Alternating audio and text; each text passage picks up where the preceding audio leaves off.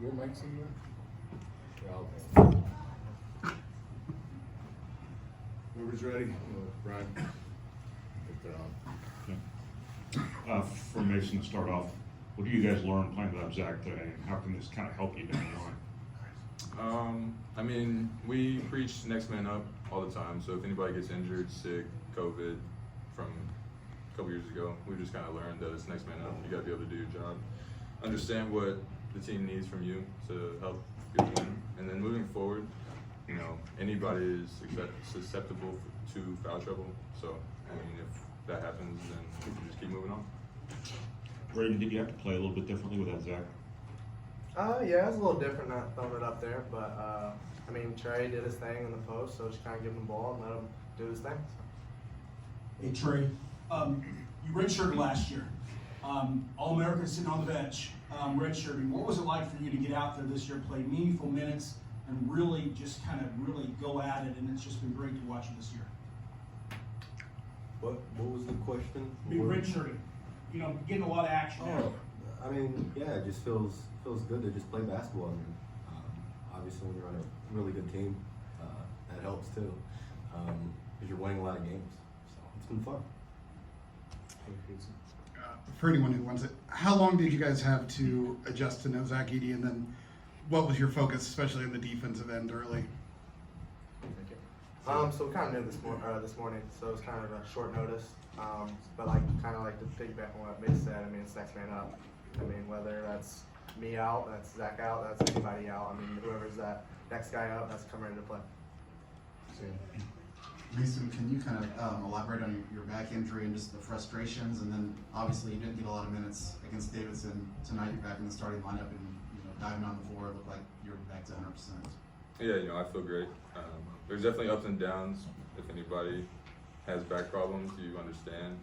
It's not fun to deal with, especially whenever there's complications with it and things are great one day and then 2 days later I can barely walk. So just dealing with that, working with our trainers, prehab, rehab, trying to take care of myself as much as I can.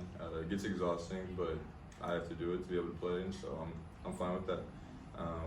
But I feel great on the court. You know, I'm going to continue to take charges, dive on the floor, everything that makes me who I am, the player I am, the team we are. So, yeah, back's all good. Mason, I know what you did tonight, diving on the floor and all that, but having to catch you yesterday at practice when you dunked over Caleb, I mean, that seemed like a sign that you were okay at that point. Yeah, it's happened a couple times in the past year, not just on Caleb. But yeah, I'm good. Trey, just how much has your footwork improved down low on the block? That wasn't a travel. Correct.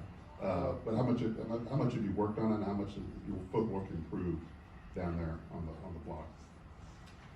I don't know how much it's improved. I think it's kind of always something that since I've grown up, I've played big man for most of my life.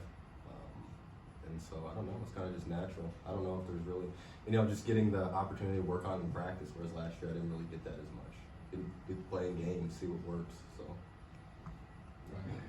Trey, just having that extended stretch there where obviously no Zach, Caleb's in foul trouble, just you were kind of the go-to guy of the offense, it felt like. Just being able to play yourself into a rhythm, just I guess how important was that for you tonight?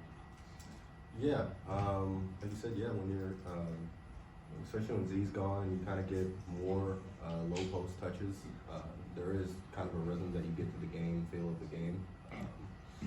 And, like I said, we work on it every day, so kind of just do the same thing I do every other day. For Braden, just the same thing I asked Mason right off the bat here. Just what did you guys take from having to play without Zach and kind of have to figure some things out a little bit? I mean, it's definitely a huge adjustment. Being able to not throw it to the best player in college basketball. So I mean, it's kind of tough. But I mean, we're gonna figure it out either way. We're gonna knock down shots. We're gonna do our thing, no matter what, if he's there or if he's not. So just being able to kind of maneuver around that and figure that out. See your last one.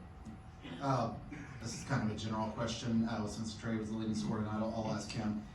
In high school in AAU, you're always the go-to guys. You get here. Clearly, Zach is the go-to guy. How has everybody kind of bought into that role of one night I might have 24, one night I might have 2 points, and then, you know, it seems like it's 7, 8 deep with that kind of mentality. Yeah, well, I mean, I think everybody on the team wants to win. So, we know when we throw the ball to Zach, he scores pretty much every time. So, I think when you see that, like again, every day in practice, and you see what he does in games, like it's just kind of an easy decision at that point. So, obviously, Coach Nate's done a great job of recruiting people who want to win and are competitive. So, that's what you get. Anything else? Merry Christmas.